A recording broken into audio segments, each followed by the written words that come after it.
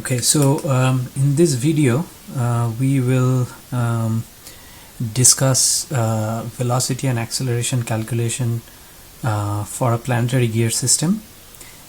This video is a continuation of a prior video where we had done similar calculations, and in keeping with the objectives of these videos, we are going to solve the problem using a different approach in this video than the one that is already available, and you will be able to hopefully compare and contrast these approaches, and the goal would be to show that multiple approaches can be taken to solve problems such as these, which relate to rigid bodies, and if the analysis is correct, then we reach or we obtain the same solution even if we use different methods. So this is a planetary gear system where you see the outer gear is a ring gear, the inner gear, the outer gear is called D2. It has a constant angular speed of omega 2. The inner gear, or the sun gear, is called D1 of radius 1. It is turning with a constant angular velocity of omega 1. And D3 is the planetary gear, and the planetary gear is meshed with the sun gear and the ring gear, so it rolls without slipping at the contact point of the planetary gear with the two other gears. So the goal is in this problem is to determine the velocity and acceleration of C. So determine the velocity and acceleration of C. C is this arbitrary point which is making instantaneously an angle theta with respect to the line joining the centers of the sun gear and the planetary gear. It's an arbitrary angle, so this is an instantaneous situation, and we want to determine the velocity of the point C. Now, one thing to note over here in this problem is that the radius of the sun gear is given R1 and the radius of the ring gear is given R2. I have denoted the radius of the planetary gear by R3, but essentially you can see that R3 is a derived quantity because 2 times R3 is equal to R2 minus R1. Okay, so R3 is actually related to the given parameters R2 and R1. The coordinate frame that we are going to use, the triad that we are going to use to express all the vectors, is ER and E phi. R is kind of in the radial direction going from A towards B outwards. Phi is perpendicular to that and kind of in the direction of omega 2, and EZ, which is mutually perpendicular to these two, is found by the right-handed coordinate system. So ER cross E phi is EZ, and so it is pointed perpendicular to this page but pointing downwards. So for the purposes of cross products, we will lay down the convention here. We have ER cross E phi giving us EZ. So this is the convention that we have, or that we are going to use for the right-handed coordinate system R phi Z, and this is the direction of positive cross products. Okay, so now in this particular video, the approach that we'll take is one where so we are still going to use a rotating reference frame to solve this problem. You can see this is a multi-rigid body problem. The particular rotating frame of reference that we are going to use is a rotating frame that rotates with AB. Okay, so it is basically as B turns about A, the frame of reference rotates with AB. Okay, so in this case you can assume that ERE phi is actually aligned with this rotating frame. Okay, so rotating reference frame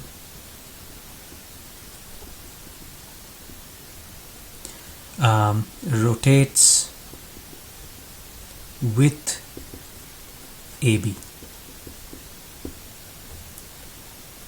Okay, now this is different from the rotating frame that we have used to solve this same problem in the other video, where we had taken the rotating frame of reference to be fixed to the planetary gear. So that was the approach that we took in the prior video, and here, to show two different approaches, our rotating reference frame rotates with AB.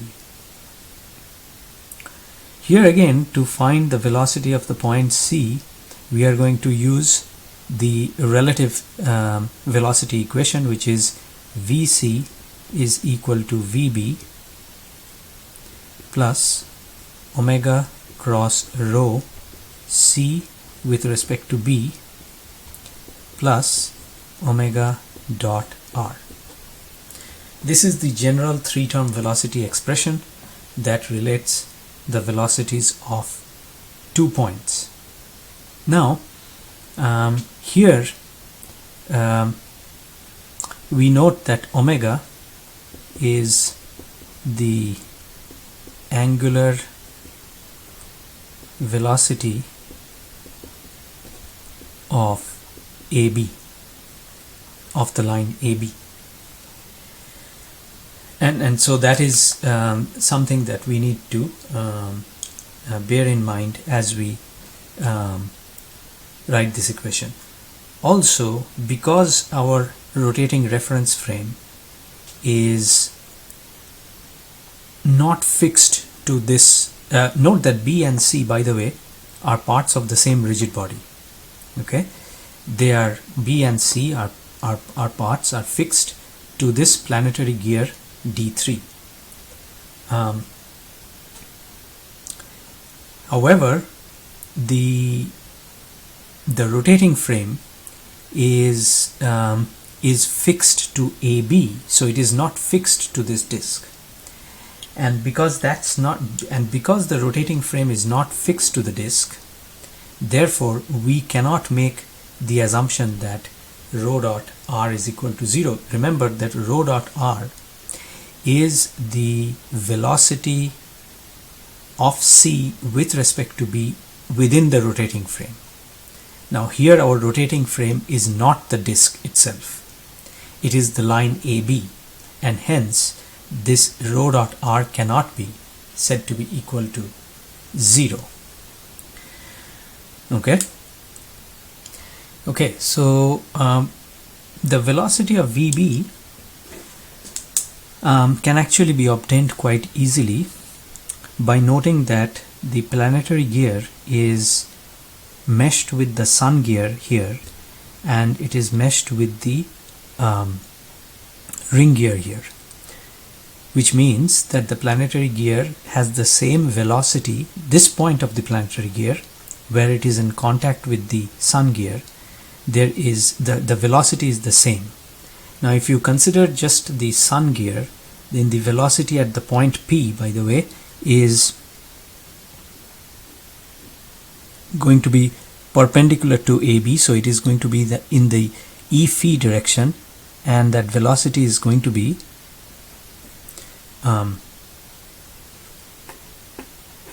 omega 1 r1.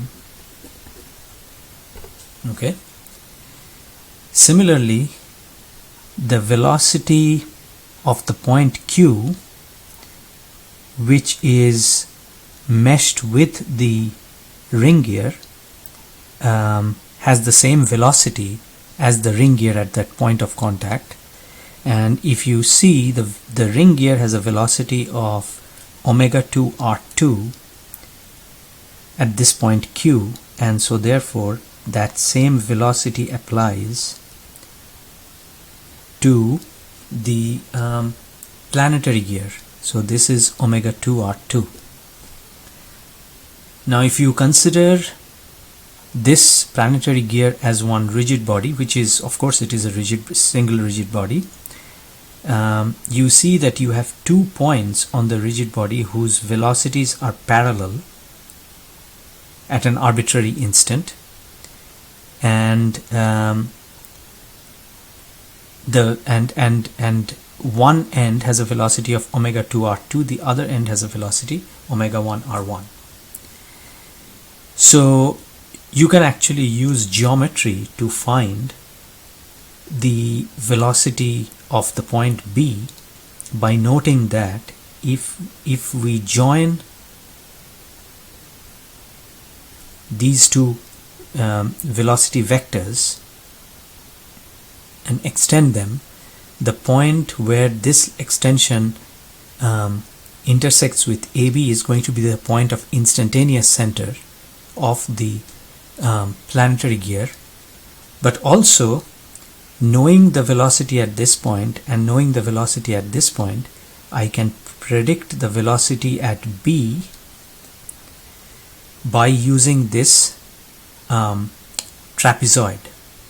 And because B is right at the center of P and Q along the line AB, we can say that VB is equal to omega 2 R2 plus omega 1 R1 divided by 2, because this vector is going to be just the average of these two, as the velocity is going to be linearly changing from Q to P, and it'll be 0 where the instantaneous center occurs. And so the velocity at B is VB equals omega 2 R2 plus omega 1 R1 divided by 2, and it is going to be parallel to the velocity at P and the velocity at Q, and so it's going to be in the E phi direction. This approach of finding the velocity at B is basically using a geometric approach and the principle of instantaneous center of rotation of a rigid body. So I would urge you to look at some of these basic concepts of instantaneous center. Then it's going to be pretty clear to you as to how this VB was calculated. So this is an alternate way of finding out what VB is. Now we have determined VB. We need to determine omega, which is the angular velocity of AB. Now that omega can now be found, this omega can be found quite easily. See, omega now is essentially the angular velocity with which B is turning about A, right? Now that we have found out the angular velocity, or rather the linear velocity of B, and we know that B is going in a circle around A, right? If you concentrate on this particle B, you will kind of imagine the motion of B. It is essentially going in a circular path around the point A, and so we know the velocity. It is a constant velocity, so therefore the angular velocity of B about A is this linear velocity omega 2 R2 plus omega 1 R1 divided by 2. This is the angular velocity, or rather this is the linear velocity, divided by the distance from A to B, and the distance of from A to B is you can see R1 plus R3, and based on the direction of rotation of B with respect to A, you can see that the unit vector to represent it, the angular velocity as a vector, is given by EZ.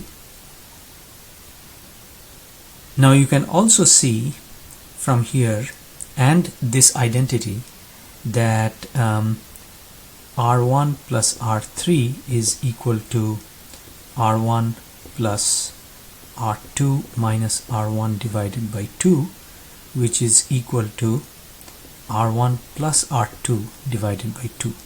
So just a side calculation. We have R1 plus R3 is equal to R1 plus R2 over 2. So essentially our angular speed of AB is given by omega 2 R2 plus omega 1 R1 divided by R1 plus R2 EZ. Okay, so we have the angular velocity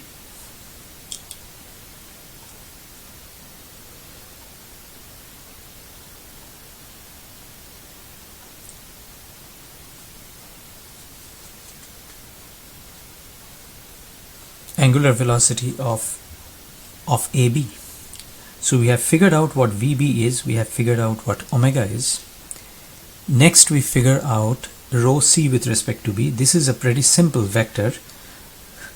Let me just write it here. C with respect to B is the vector going from B towards C, and so that is going to be R3 cosine theta in the ER direction plus R3 sine theta in the E phi direction. So R3 cosine theta in the ER direction plus R3 sine theta in the E phi direction.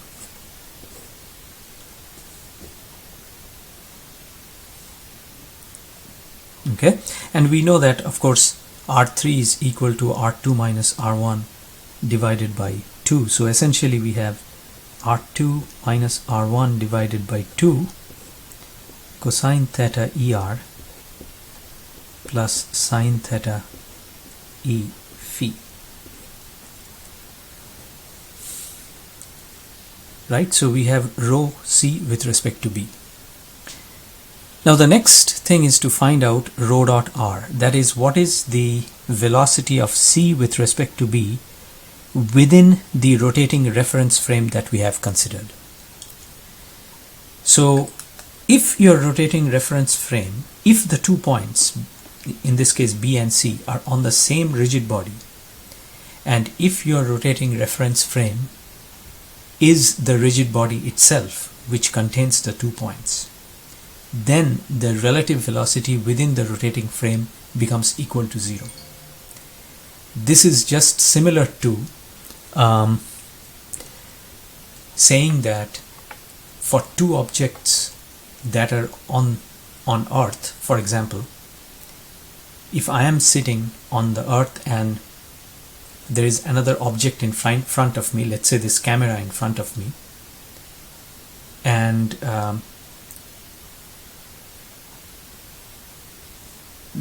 well, both of us have velocities because we are both sitting on the surface of the Earth and the Earth is turning at a pretty high speed. So I have a velocity due to the spin of the Earth, and this camera also has, this dock cam also has a velocity relative because of the rotation of the Earth.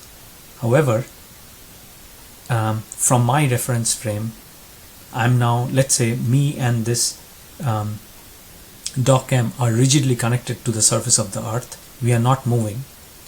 Then even though each of us have velocities because the Earth itself is turning, in my reference frame, which is the Earth's rotating frame to which I am attached to, I don't perceive any motion of the of this dock cam because we are both rigidly connected to the Earth, and my reference frame is a rotating reference frame which is fixed to the Earth.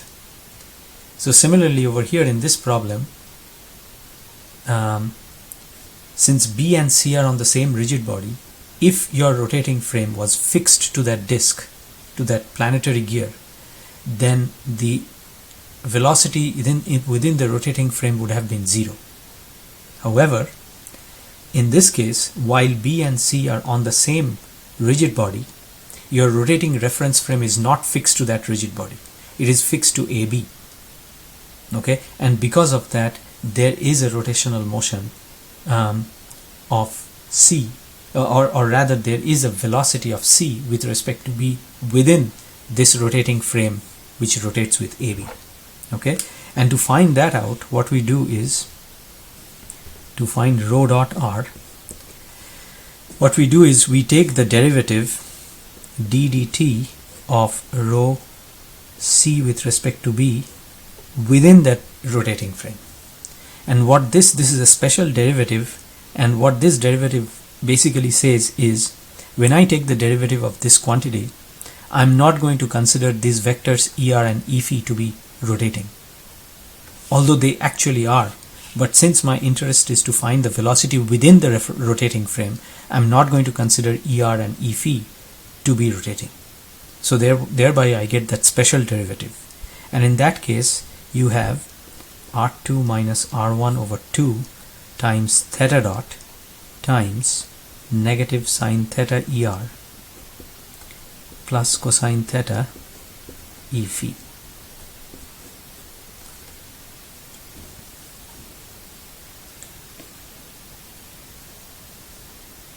Right? So basically now we need this theta dot. We need the angular velocity theta dot. You see, theta is the angular rotation of C from the line AB, and we need this theta dot in order to figure out what this rho dot r is.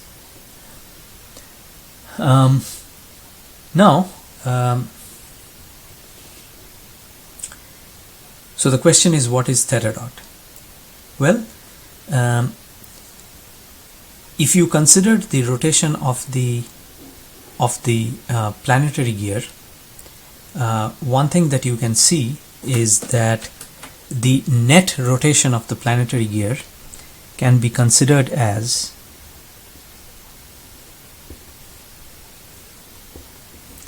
the rotation of AB from a fixed direction, which is basically the omega that we have found out. Okay, this omega is the rate at which AB is turning with respect to a fixed direction, and so that velocity plus theta dot gives the net angular velocity of the disk d3. So essentially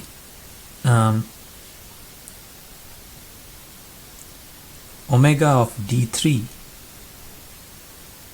is equal to omega plus theta dot, and they are all in the same direction. As you can see, omega d3, it is turning in the positive z direction. The AB is turning in the positive z direction, and theta dot is also in the positive okay, so the next thing that we need to do is find theta dot, and for theta dot we note that to find theta dot we note that the net rotation of the planetary gear can be considered as, so this planetary gear is turning in this manner as it goes around the sun gear. The net angular orientation of the planetary gear can be considered as two angular motions. One is the fact that AB is turning, so the one is the fact that the center of the planetary gear is turning, and the other is the fact that C is turning with respect to B. So what we just found out in this approach, this omega is nothing but the angular velocity of AB. So it is the angular velocity with which B is turning with respect to A.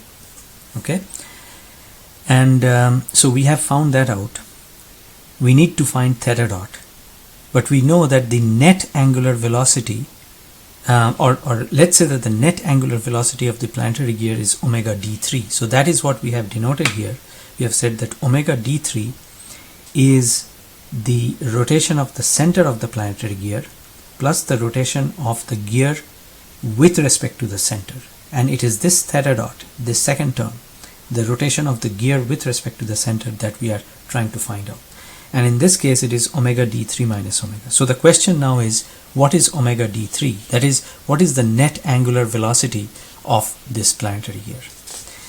And to find that out, we can again use this geometric approach. You see here, Q has a velocity omega 2 r2 and P has a velocity omega 1 r1, and Q and P are points on the same rigid body. Using the geometry of instantaneous center, we can then say that omega d3 is equal to the magnitude, that is given by when the two velocities at 2 points on the rigid body are parallel. You can find the angular velocity by joining the velocity tips and then extending it and allowing it to intersect with the so here the two points P and Q are on the same diametrical line, and so you can extend a line from Q to P, and then you can extend the tip of the velocities, and where they intersect, that's the instantaneous center. So with respect to that instantaneous center, then you can find out what the angular velocity is. Here it is relatively easy to find that out, because you can say that with respect to P, Q is moving at omega 2 r2 minus omega 1 r1. Okay, so with respect to P, Q is moving at omega 2 r2 minus omega 1 r1, and that divided by this distance, which is 2 r3, is then the angular velocity omega d3. So you don't need to really extend this line and make it intersect with the line AB. You can just use geometry, in particular this trapezoid, to find out what the angular velocity is. So omega 2 r2 minus omega 1 r1 is the velocity of Q with respect to P, and then that divided by the distance between P to Q, which is 2 r3, is the angular velocity, and it is in the EZ direction. Okay, so essentially omega d3 is omega 2 r2 minus omega 1 r1 divided by r2 minus r1. This is EZ. Alright, and so from here we get that therefore theta dot is equal to omega d3 minus omega, which is going to be omega 2 r2 minus omega 1 r1 divided by r2 minus r1 minus, and from the previous page where we have the angular velocity of angular velocity omega, which is omega 2 r2 plus omega 1 r1 divided by r1 plus r2, so we plug that in here and we have omega 2 r2 plus omega 1 r1 divided by r1 plus r2. This gives us the angular velocity, the theta dot, and it is in the z direction because both these are in the z direction. Okay, so we have theta dot as well. So this theta dot can then be substituted over here to find rho dot r. So with these calculations, now we are all set to find the velocity of the point C. So let us go ahead with the algebra. So VC is equal to VB. Let me just get the expression which we had calculated in the previous page. It is omega 2 r2 plus omega 1 r1 divided by 2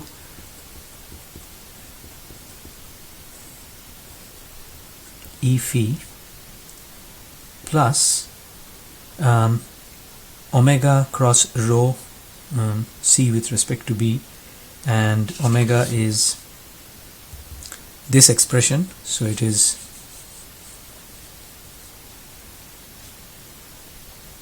omega 2 r2 plus omega 1 r1 divided by r1 plus r2 EZ cross rho C with respect to B, we have the expression for that as well. So here you have R2 minus R1 divided by this expression. So it is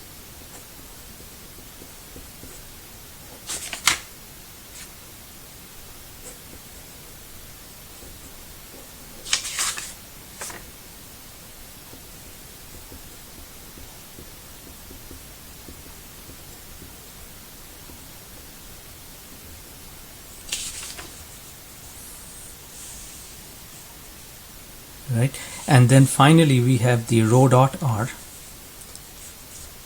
so plus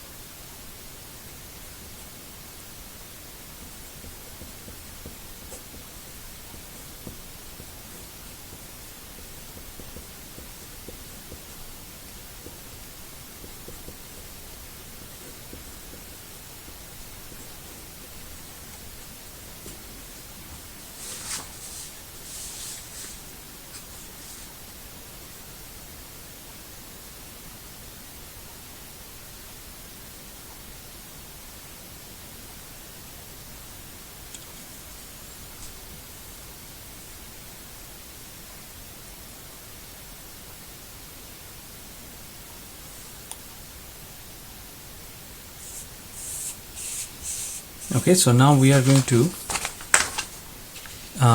simplify this expression.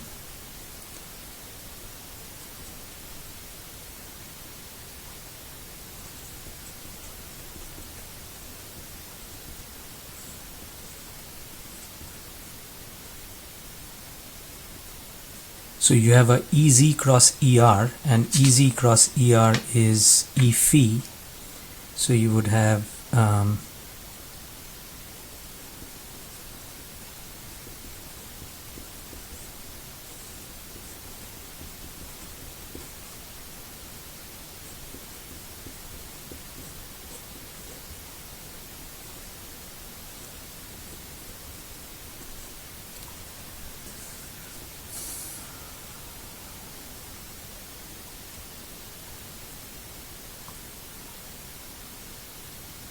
and now EZ cross E phi is going to be negative ER, so I would put minus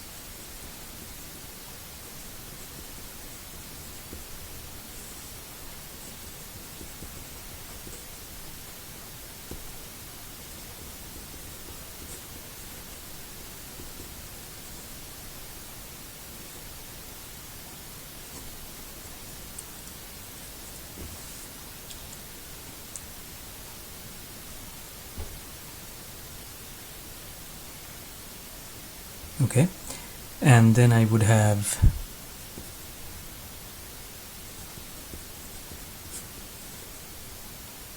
now theta dot. Let me just write theta dot as omega d3 minus omega.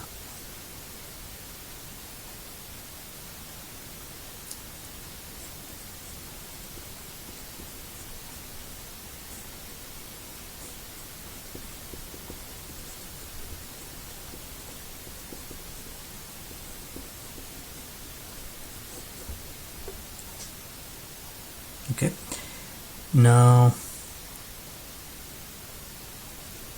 in the next step, although this looks a little bit daunting, but we will be able to simplify it.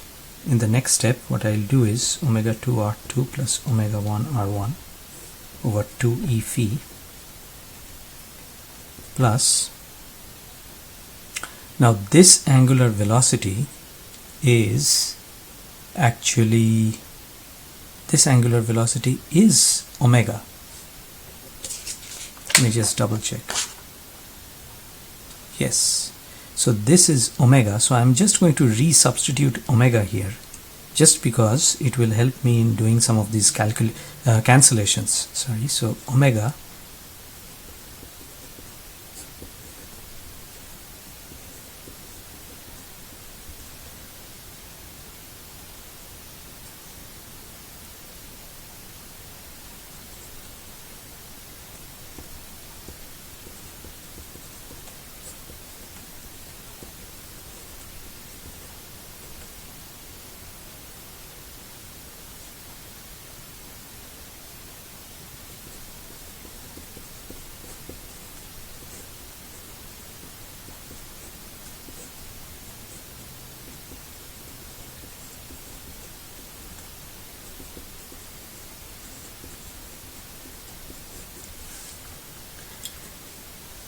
Now if you note here, you have a omega times r2 minus r1 divided by 2 cosine theta e phi, and you have negative omega r2 minus r1 by 2 cosine theta e phi. So in fact that term is going to cancel with this term. Similarly, you have a omega times r2 minus r1 sine theta er, and here you have a plus omega r2 minus r1 by 2 sine theta er. So essentially this term and this term are cancelling this term here, which basically takes care of 2 of the 4 terms that are going to be generated. So essentially what we are left with are 3 terms, and they are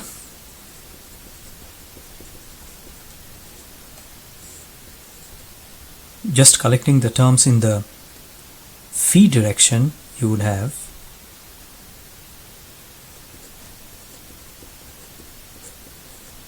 and the expression for omega d3 was obtained at the top of this page here. So you had this was omega 2 r2 minus omega 1 r1 divided by r2 minus r1. So that r2 minus r1 will cancel with this r2 minus r1. So you'd have omega 2 r2 minus omega 1 r1 divided by r2 minus r1 cosine theta. This would cancel, and this whole term is going to be the component in the phi direction, and in the r direction what you would have is let's see, you would have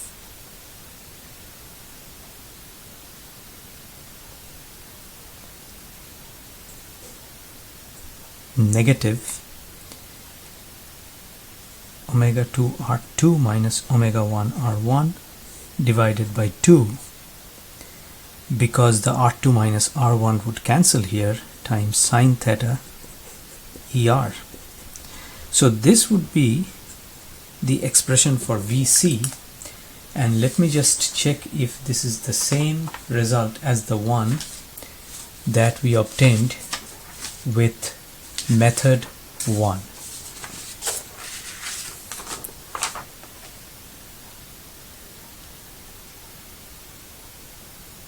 Indeed, so this is the same result as we obtained with method 1.